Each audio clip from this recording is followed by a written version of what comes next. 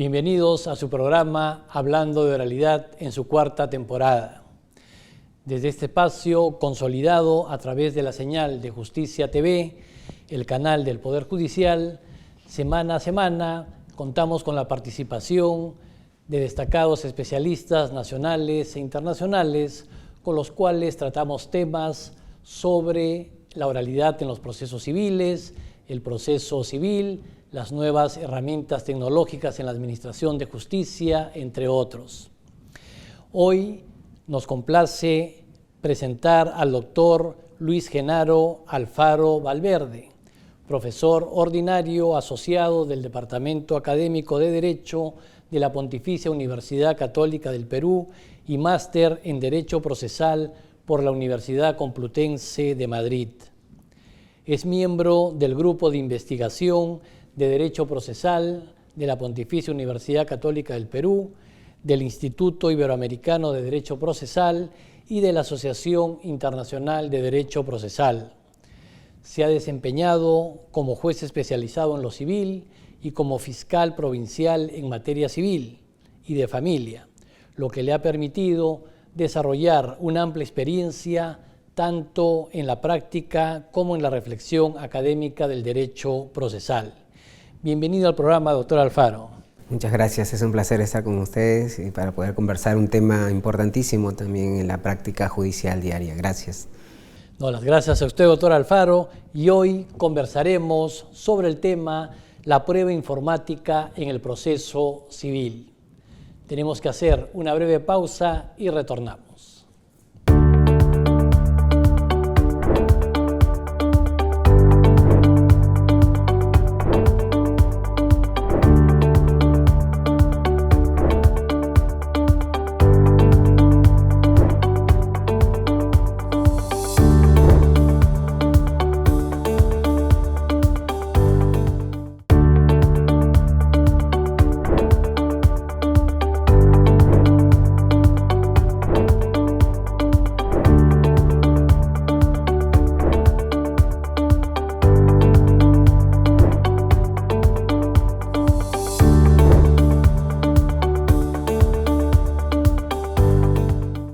Bien, continuamos con el programa Hablando de Oralidad.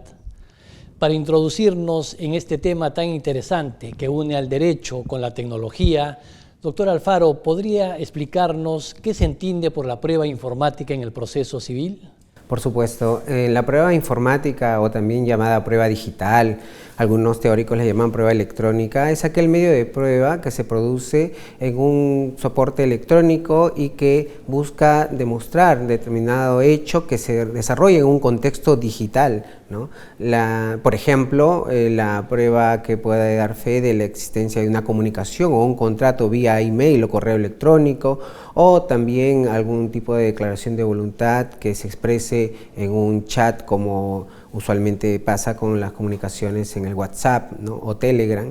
Estos constituyen la prueba electrónica, pero quizá el dato más característico que puede ponerse de relieve sobre esta prueba es el dato digital, ¿no? Es la información que está contenida en estos soportes físicos como son, por ejemplo, los celulares, los smartphones y otros dispositivos electrónicos, ¿no? El contenido.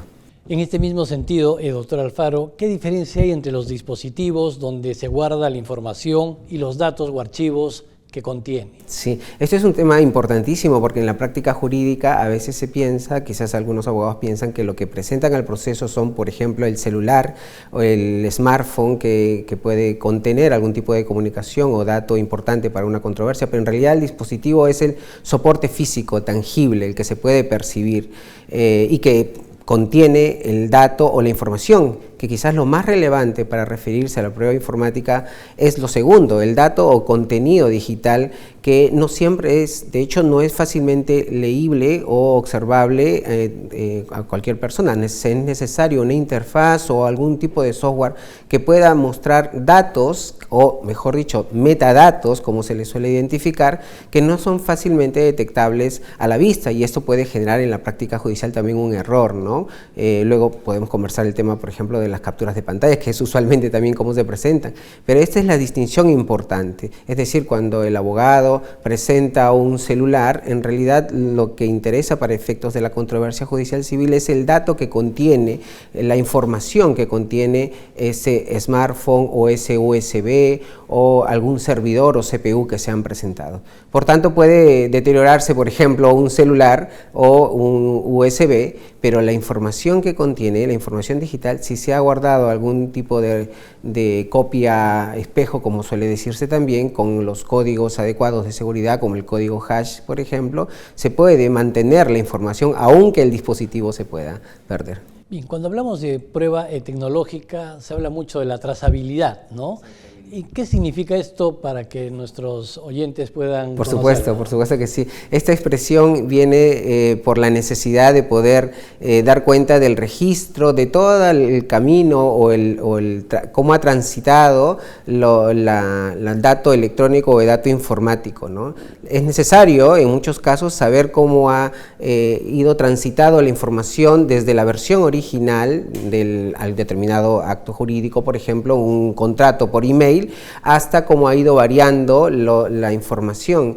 Y en la trazabilidad el dato del código hash es fundamental porque nos muestra metadatos que a simple vista no podemos apreciar. No podemos saber si un documento electrónico, por ejemplo, ha sido alterado o modificado. En cambio, con estos metadatos a través del código hash se puede hacer esa trazabilidad o recorrido de los cambios o variaciones que se puedan realizar de un mismo documento. Claro, eso es muy importante para evitar, ¿no?, que haya habido una manipulación, algún manejo de la información. Efectivamente, ¿no? Y sobre todo cuando estamos hablando de prueba informática es muy usual y más o menos fácil poder alterar o editar algún dato que a simple vista uno no lo puede advertir, ¿no? Pero por eso que es importante distinguir de otros medios de prueba, como por ejemplo los documentos que a veces se confunden también.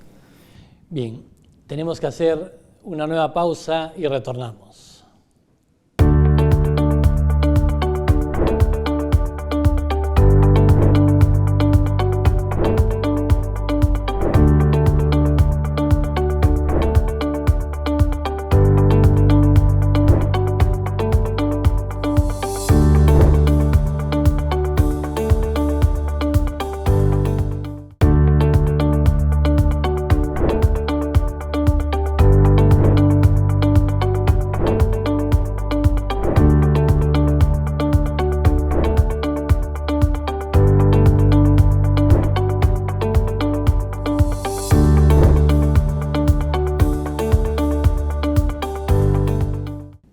Retornamos con esta interesante entrevista al doctor Alfaro sobre la prueba informática.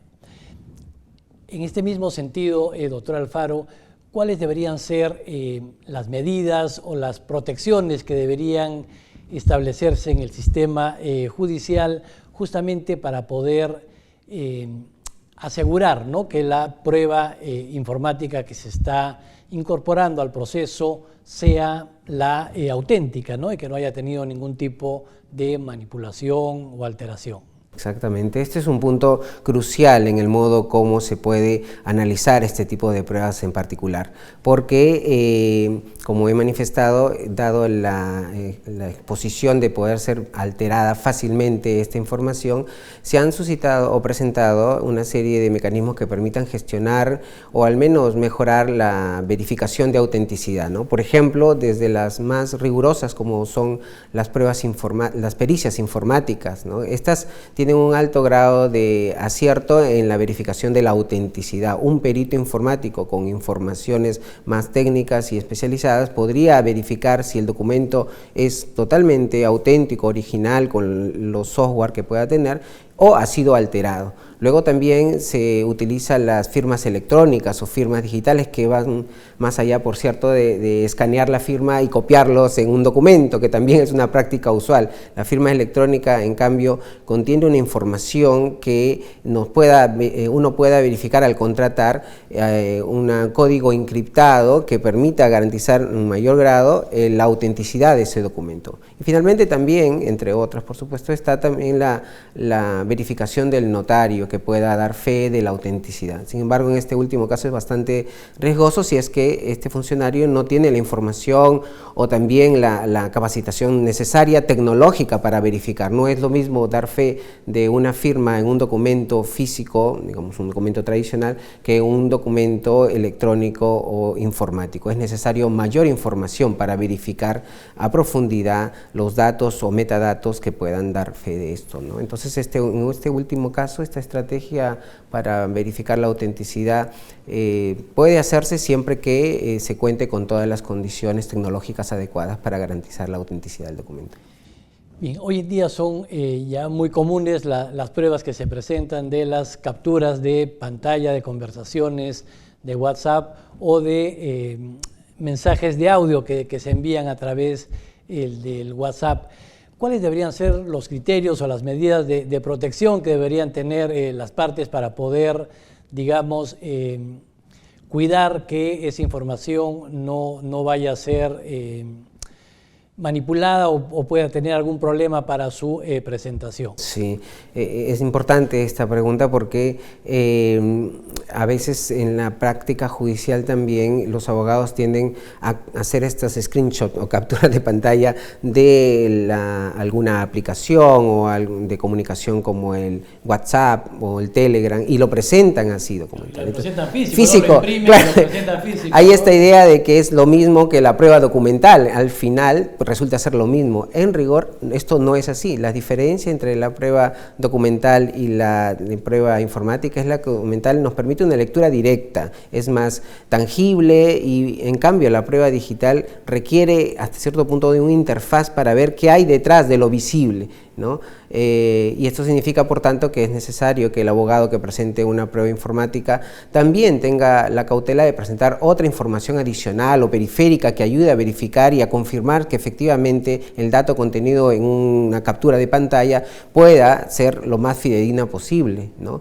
También es importante la participación de los abogados que puedan discutir esa información. De repente se presenta una captura de pantalla con una conversación y se presenta otra con mayor información que pueda poner en cuestión. Esto es un dato también importante en las discusiones sobre la fiabilidad de la prueba, ¿no? La capacidad de que el abogado de la contraparte pueda discutir también esa información. Y, por supuesto, como he mencionado, la pericia informática ayuda mucho para esclarecer estos datos, ¿no? El perito tiene la capacidad tecnológica de información especializada para verificar si realmente ha habido alteración o no. Y esto es un dato importante, sea que las partes lo presenten o incluso el mismo juzgador podría en un determinado caso hacerlo hasta de oficio también. Entonces, no es suficiente imprimir el mensaje y presentarlo, ¿no? Y en algunos casos hasta lo llevan al notario para que el notario certifique que lo que han impreso es lo que aparece en el celular.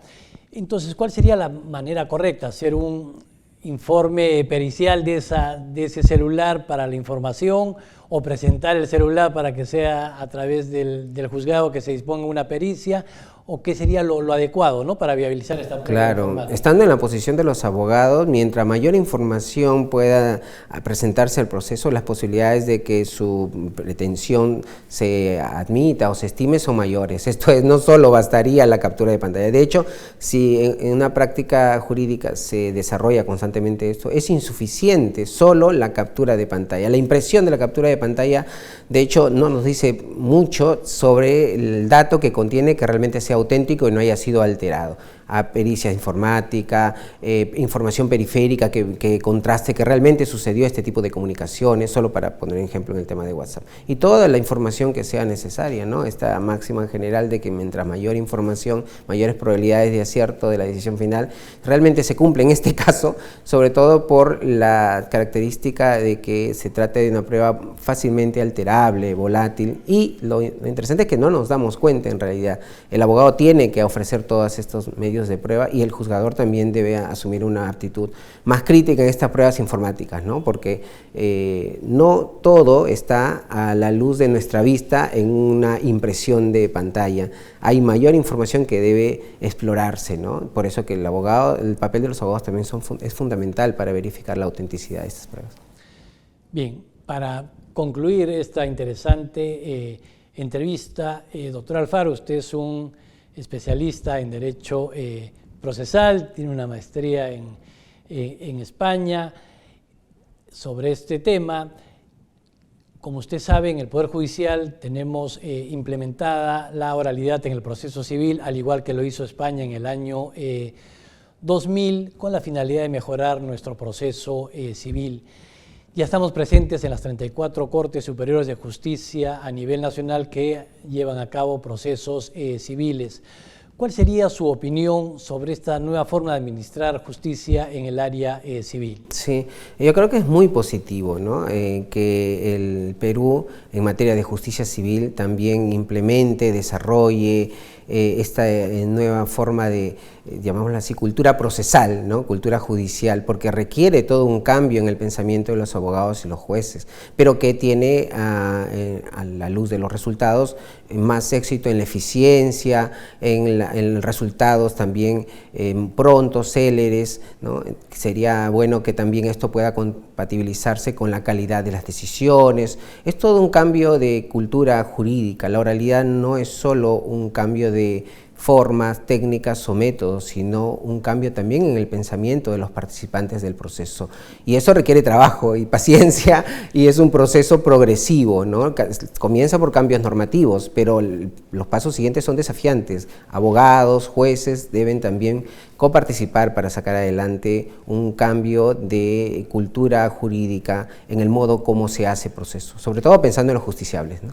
Así es, ¿no? Justamente los abogados ahí también desempeñan un papel fundamental, ¿no? Por eso es importante que ellos también estén inmersos en esta nueva forma de llevar a cabo los procesos civiles.